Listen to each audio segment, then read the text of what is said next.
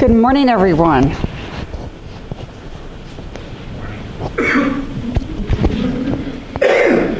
Thank you. Let's see if I can get this.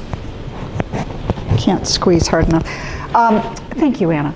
Very much appreciate it. And welcome those of you who are at UCSD and those of you from elsewhere. It's wonderful to have you here for this focus on non-invasive human brain imaging.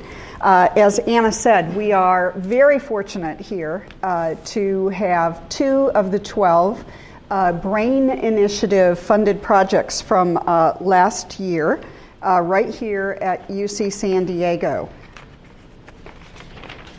Those are by Drs. DeVore and Dale, Microscopic Foundation in Multimodal Human Imaging, and Dr. Kleinfeld with Rosen from MGH, Resting State Connectivity, Biophysical Basis for an Improved fMRI Measurements. And as I understand it, we have a third award represented today from Jonathan Polamini from MGH also, Improving Human fMRI through Modeling and Imaging Microvascular Dynamics. So for some of you, you may know that I have more than a passing interest in this area. In addition to my role as the Vice Chancellor for Research here at UC San Diego, I co-direct 2 national consortia that rely heavily on neuroimaging. One is in Canada, the National Consortium for Alcohol and Neurodevelopment of Adolescents. I co-direct that with Susan Tapert, and it's a 5-site, 5-institution consortium that has a little less than 1,000 youth that we're following from ages 12 to 18 originally, and we have commitments for 10 years of funding for that. The second is the newer and larger project that I co-direct in the coordinating core with Dr. Terry Jernigan here at UCSD, and that's called Adolescent Brain and Cognitive Development, or ABCD.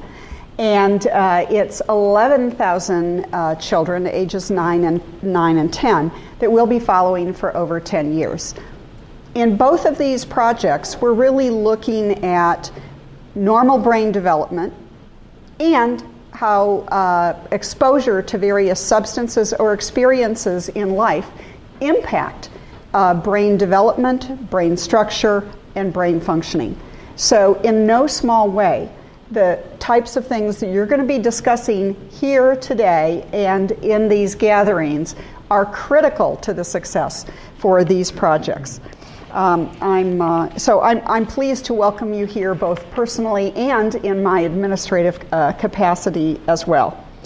I know that the goal for the 3 projects that you're going to be focusing on really link both new technologies and new developments that you are designing and creating at both the micro and macro level, and the computational algorithms that allow us to link these systems and levels of functioning together.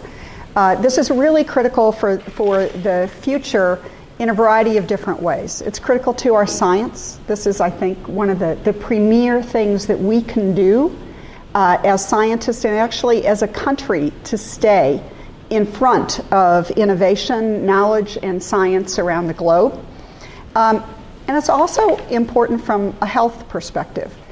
These kinds of technological developments and method developments, whether they're the computational algorithms or they're the new mechanistic technologies that you develop in creative ways that you solve these problems about understanding neurocircuitry, for example, will help us understand what really is normal development so we can identify abnormalities in some really egregious areas like autism and schizophrenia and traumatic brain injury. So in no small way, what you're doing here today can make a tremendous difference in the future. I'm glad you're all here. I'm excited about Anna bringing this group together, and hope that it's a very successful conversation. So on behalf of the Chancellor of UC San Diego, I'm very happy to launch this discussion and the sessions today. Thank you.